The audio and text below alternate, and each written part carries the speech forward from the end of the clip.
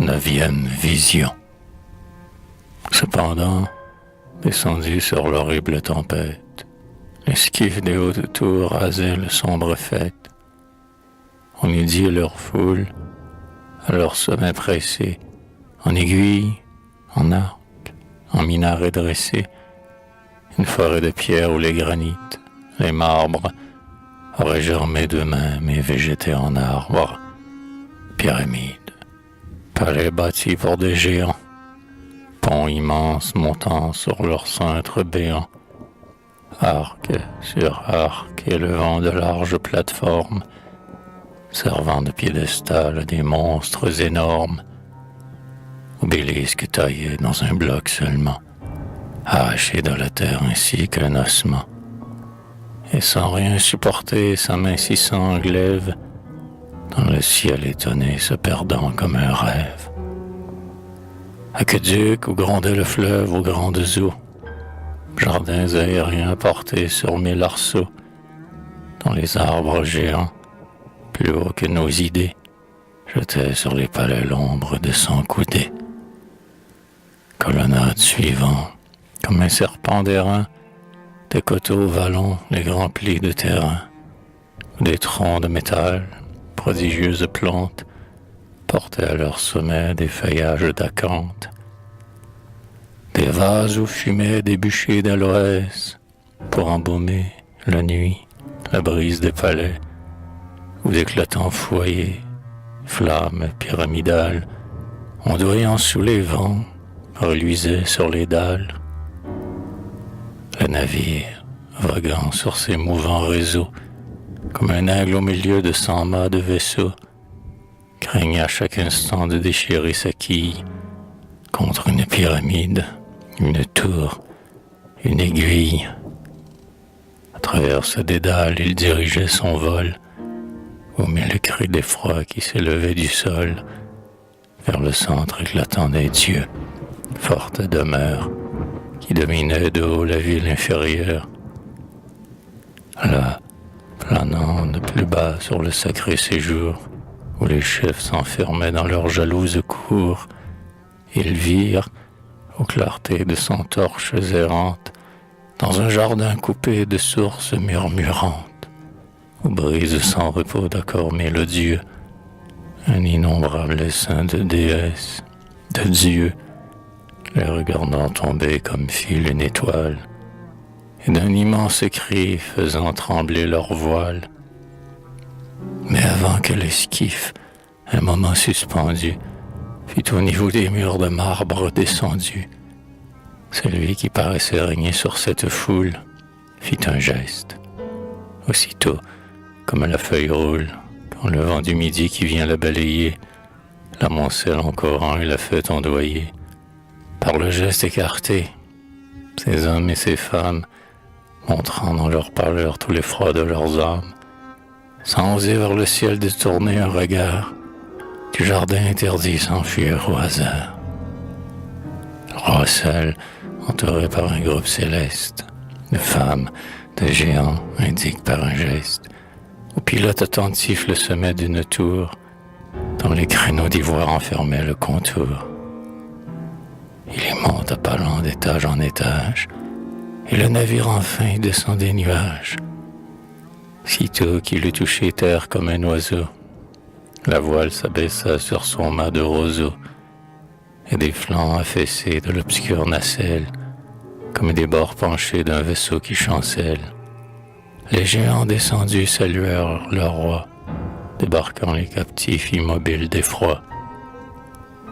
Comme des chiens dressés traînent, souillés d'écume, blessés, sanglants, l'oiseau dont ils mordent la plume, ils portèrent meurtris dans leurs bras triomphants, au pied du roi des dieux le couple et les enfants. L'aspect inattendu de cette jeune proie arrache à tous un cri de surprise et de joie. Un silence succède à ce ravissement. Aux clartés d'un flambeau promené lentement, qui dans l'obscurité frappant chaque visage, semblait faire sortir un ange d'un nuage. Les deux bras soulevés par l'admiration, les géants l'exhalaient en exclamations. Il dévorait des yeux, dans leur amour sans âme, le torse aérien de cette jeune femme, ses membres convergeaient de sa tête à ses pieds, par la laine des nuits, ses cheveux dépliés, ses épaules de marbre, des frissons de crainte, de ses sensations faisaient courir l'empreinte. Ses bras qui se tordaient d'horreur sur les carreaux, d'un geste impuissant repoussaient les bourreaux. Ce cou dans la tristesse alanguissait la courbe, comme un palmier pliant sous le fruit qui le courbe. Cette bouche entr'ouverte, aux deux bords de vermeil, grenade de Damas éclatée au soleil, et d'où semblait sortir, avec sa faible haleine, de souffrance et de doute une âme toute pleine.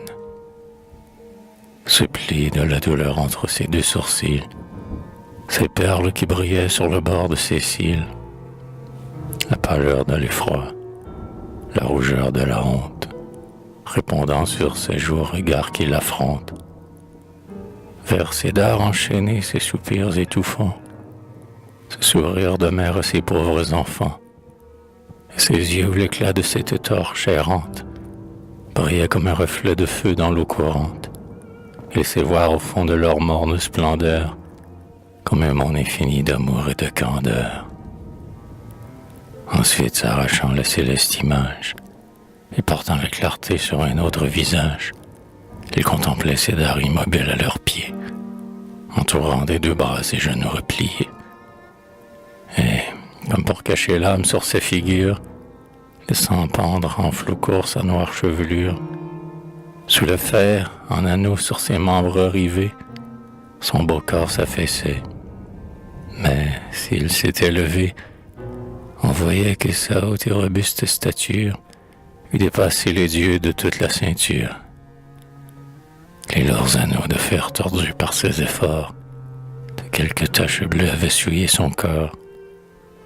De ce corps charmant la forte adolescence, dont la grâce partout relevait la puissance, ses muscles naissant les palpitations, dont le regard suivait les ondulations. Dans un jeune olivier comme on suit sous l'écorce, les membrures du tronc qui révèlent sa force. La blancheur de sa peau qu'un frissonnant duvet, comme une ombre ondoyante, à peine relevait. De son front foudroyait la beauté tendre et mâle, la jeunesse et la mort luttant sur son teint pâle. Son corps qui semblait là du ciel précipité, sa taille, sa splendeur, son immobilité, le faisaient ressembler à la pâle statue de quelque dieu de marbre nos pieds abattus, dont les lézards rampants craignent de s'approcher, et quand la mesurant la main n'ose toucher, insensible au regard qui tombait sur lui-même, quand le géant orné du divin diadème, jetant sur Daïda un coup d'œil de trop près, d'un avide regard profanait ses attraits. Il relevait soudain son front mélancolique, contractait son sourcil sur son regard oblique. On voyait dans son œil son esprit flamboyer. Cet éclair contenu paraissait foudroyer, et ses faits, secoués d'un bond involontaire, sonnaient comme un faisceau que le vent jette à terre. Les reines pâlissaient de frissons, et le roi laissait tomber la torche et reculait d'effroi. C'est elle quand un bûcheron dans un chêne encore tendre, après l'avoir coupé, met le coin pour le fendre, dans le tronc entrouvert, s'il enfonce les doigts pour voir saigner la sève et se tordre le bois, et deux bords rapprochés de la profonde entaille saisissent tout à coup l'homme dans leur tenaille. Vainement il secoue un bras désespéré. L'arbre emporte la main qui l'avait déchiré.